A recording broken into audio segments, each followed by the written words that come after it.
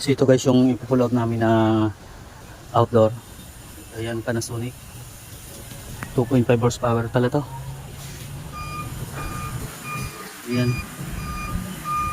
2.5 UF. So ayan, alayin ko lang muna siya, baklasin ko muna siya, patugsin muna.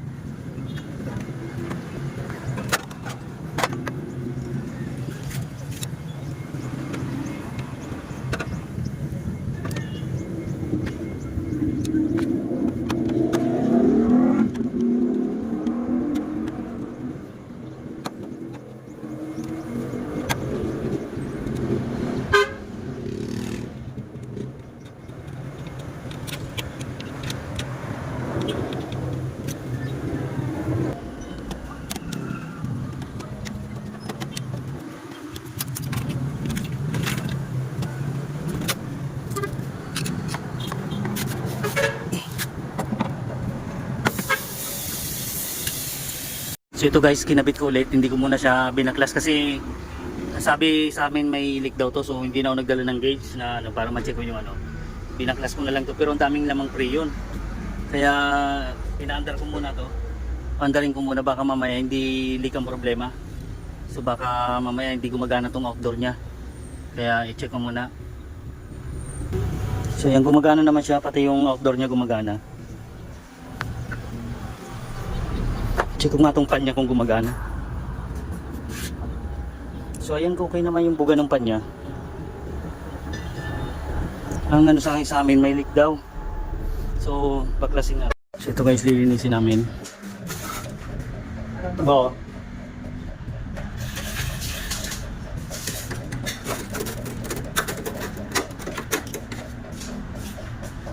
So ito guys, ang dumi na. Ang dumi na rin. Papasuyo ng ano, basahan. So guys, lilisin muna nung face cover niya. Unahin ka rin itong ano, unahin ko rin. Bago namin lagyan ng preyon to, pandarin ko muna. Lilisin muna namin maigi. Ayan ang dumi oh.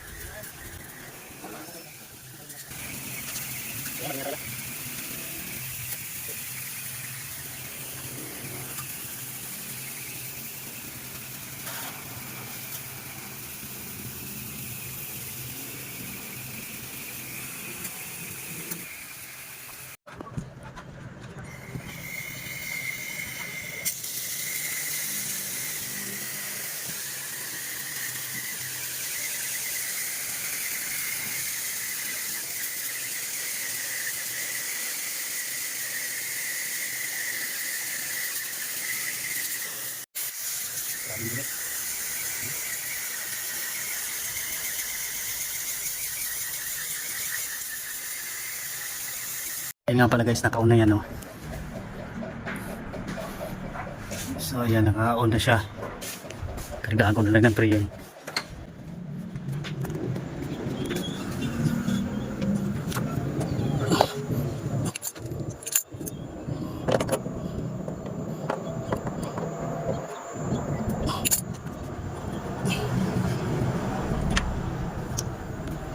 So guys, kunin natin ang amperahe. So 3.4, tataas pa naman yan, pero dahil check din natin yung preyon.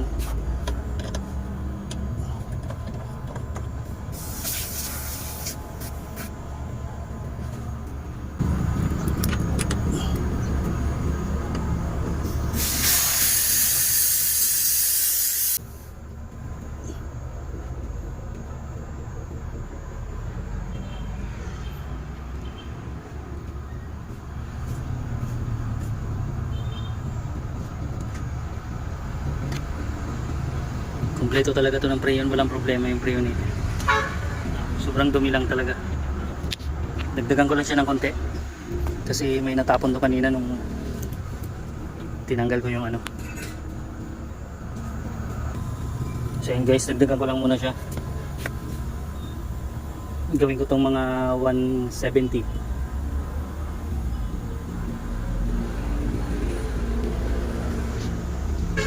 So i-check ko lang yung lamig niya dito.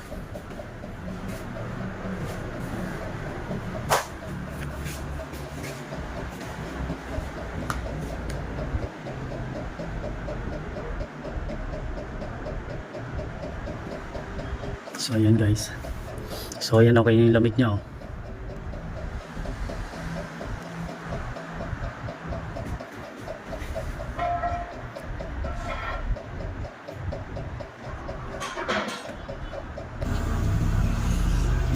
So ayan guys, 5.7 amperes. So 8.5 amperes naman yung ano niya dito.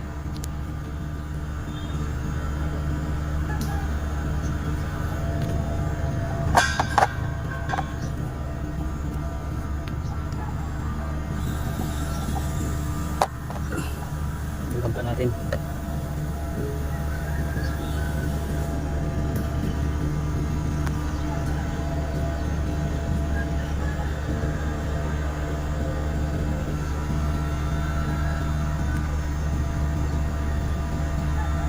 Five point nine six 6.0 amperes.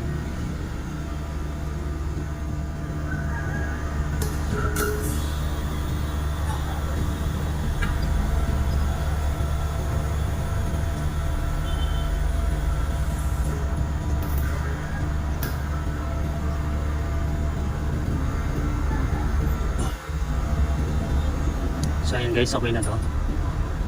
Ikabit ko na lang yung mga ano, cover niya.